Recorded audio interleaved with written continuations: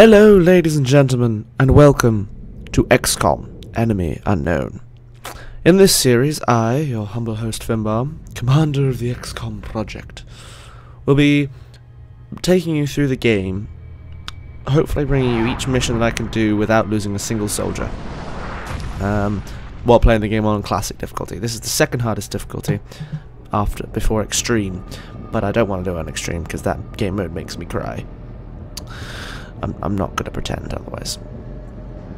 So far I have put in around 18 hours into this game on the normal difficulty, because I'm kind of in love with it and it's really good fun.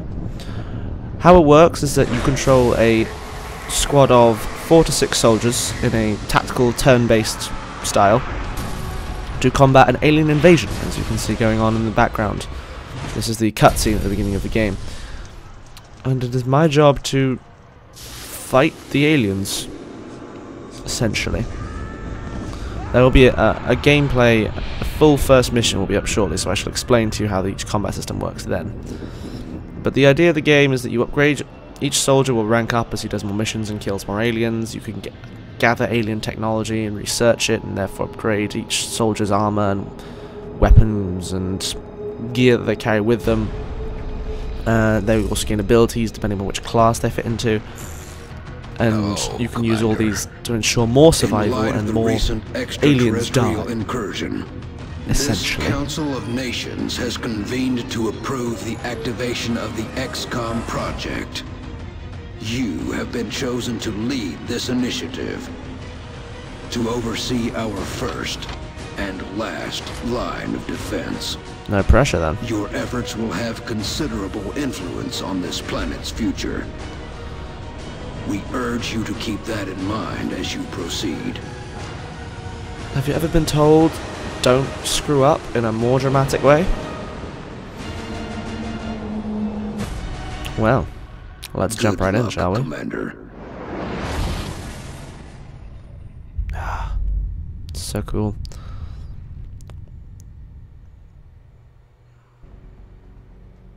So first of all, you have to pick where you're going to base your base.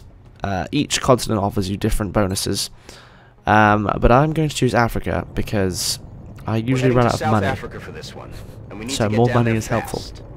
We've picked up a local broadcast indicating alien activity within a major metropolitan area. We should get down there and eliminate any hostiles. So this is my team inside of the Sky Ranger, which is the plane that takes me around the world to my different missions. And then this, as you're about to see, is the mission screen. Strike 1, this is Central. You are free to engage all hostile contacts in the AO. Don't take any So the way the chances. controls work is that you can move within the blue counts as one move, and within the orange is both your turns. Each character gets the chance to act twice. The two little pips you can see. From there, you can either shoot if any targets are in range. You can reload your gun.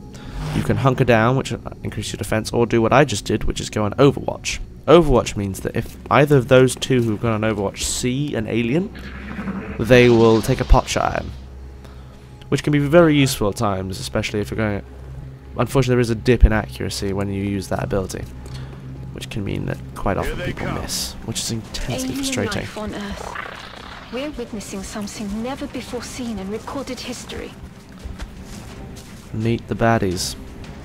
These little bastards are known as sectoids, as you're soon to find out. Probably the weakest alien that you go up against, but they cause me a fair degree of difficulty in this mission. As currently I am using terrible equipment.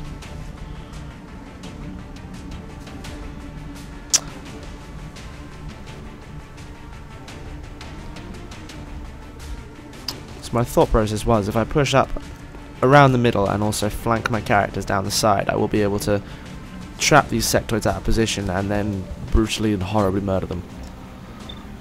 Unfortunately, at this distance, I don't have much of a chance to hit, but it's not going to stop me trying. That is not good. This is now the aliens' turn, and they will... This first ability is the one that the sectoids use, which allows them to promote another sectoid. It gives it an extra pip of life. I don't believe it gives them more damage, but I could be wrong there.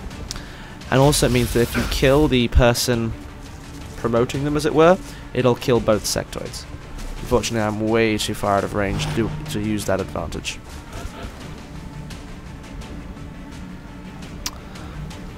Interesting enough, the enemy aliens have all the same abilities you do, so they can go on Overwatch as well, which is annoying at times.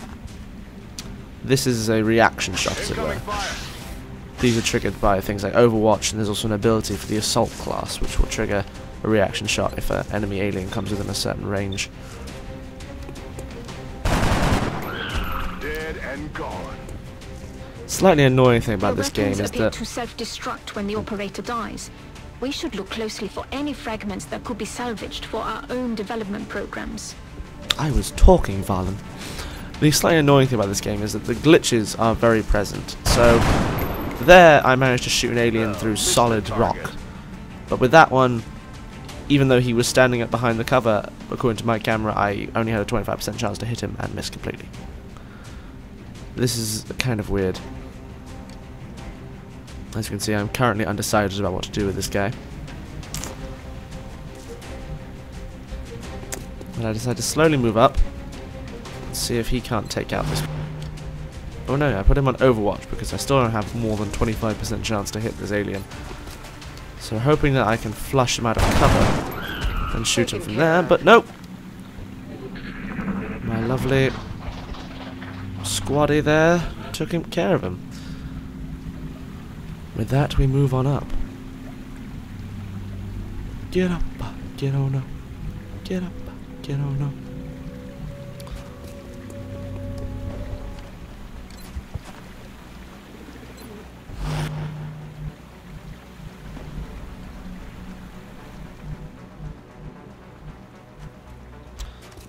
As you can see, I'm attempting to move my soldier down here around to flank this sectoid and get rid of his cover bonus. Because if you can flank a sectoid, one, your chance to increase him goes up. The little cover icon you can see when they go into cover, a shield on the right of their health bar. That'll turn yellow, indicating that they are flanked. And you get more damage and more, well, not more damage, but a much increased chance to hit them if you do that. And also, when it says up to 4 damage, you're likely to do closer to 4 damage rather than 2. That being intensely frustrating. Interestingly, if your soldiers die on the battlefield, that's them dead. They can't be brought back. It's just gone for good. Which is very unpleasant if you level up a very strong soldier till the final ranks and then the game throws all manner of nasties at you.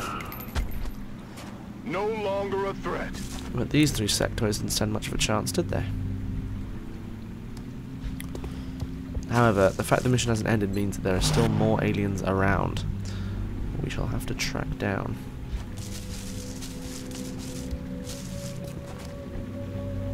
My gut tells me they're somewhere at the back of this map. So I'm slowly pushing around this statue. Possibly a little too quickly though. The thing that slightly annoys me about this game is that when you trigger the aliens, they get a chance to move. So they always go from like the obvious places where they were caught out of guard to behind decent cover, which makes it much more difficult to shoot them. And it's also at times rather unfair because certain enemies that use melee damage. This is an example of getting flanked. Unfortunately, it's happening to me, and I'm not a big fan of that. Goom! Kozov. I don't know how to pronounce your name.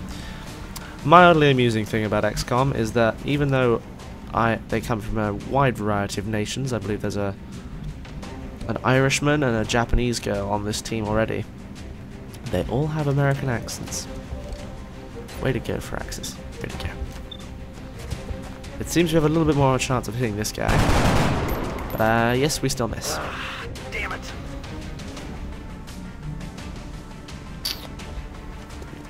So I'm going to try and have her kill the other sectoid and therefore wipe both of them out. But annoyingly, I only do 2 damage. Which was to no ends frustrating.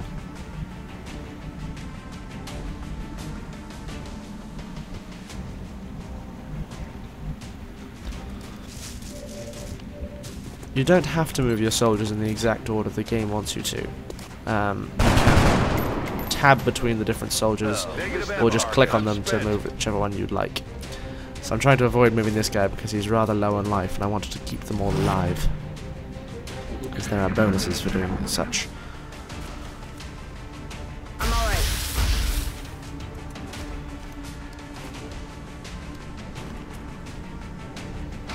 That all you got? Luckily, she knows how to keep her head low, so I don't take any losses from that round. Funnily enough, you cannot shoot through a solid car, so my tactical choice there wasn't amazing. Another thing, if you overuse your guns, you can run out of bullets. But you do also, everyone does carry a secondary firearm in the pistol, which has unlimited ammo.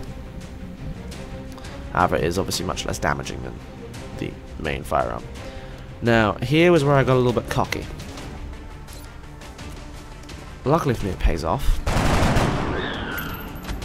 First, that sectoid goes down. But I am currently still flanked by that annoying bastard of a sectoid. So, preying on this 45% chance, I get lucky as hell. See you in hell. That is not a tactically sound way to If I may, win, Commander, the labs but it are on works. high alert. Teams are standing by for your orders. We can begin researching the newly recovered artifacts immediately.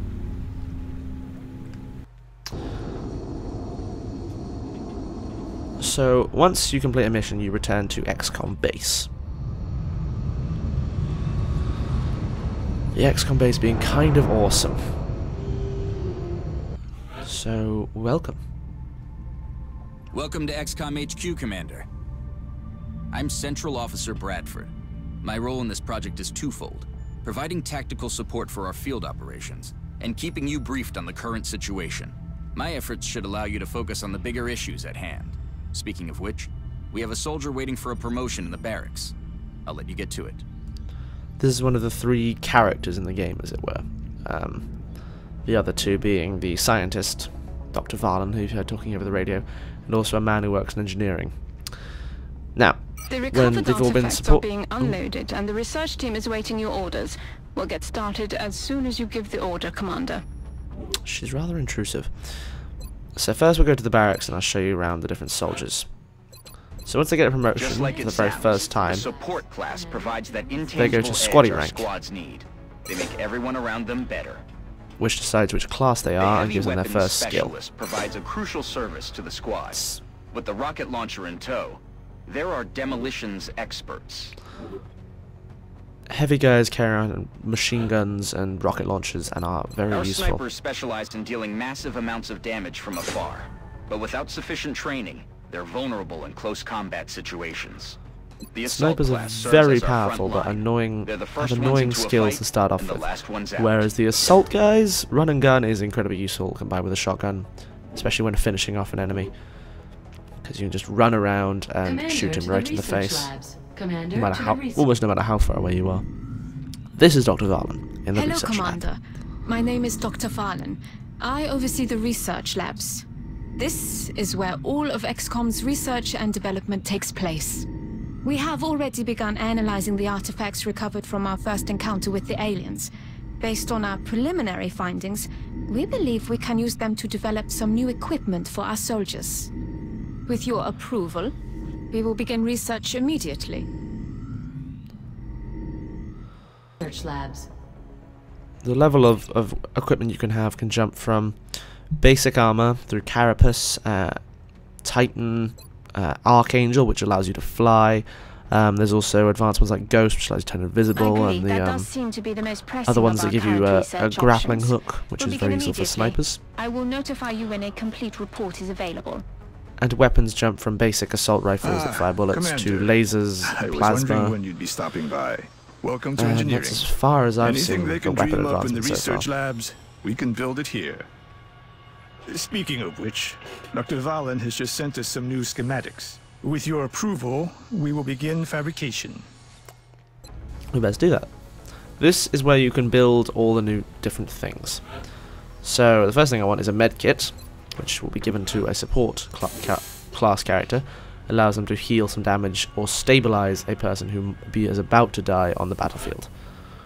And I'm also going to build a satellite, because hopefully I'll have space for one when I'm allowed access to the situation room. But if we really want to expand our facilities, we're going to have to start excavating beneath the base. This is the layout of the base. The deeper we go, the more it's going to cost. This is the layout of the base in which you can build different facilities. Things you can build include satellite uplinks, which allows you to have more satellites, which give you more money every month. There's also laboratories, which increase the speed of research. Workshops, which decrease the cost of, increase the speed of and decrease the cost of things you would buy in engineering. And power generators, which supply power for all those things. There's also certain mission-specific facilities you have to build. But finally, Commander, we have a new mission. We've picked up multiple requests for assistance. Abductions in progress are marked on the hologlobe. This game is all about making you make choices. This one being between which one will go to rescue. However, we kind of need money, and that place is the most panicked. So we're going to go there. And I will bring that mission to you next time, ladies and gentlemen. But for now, I love you all. Goodbye.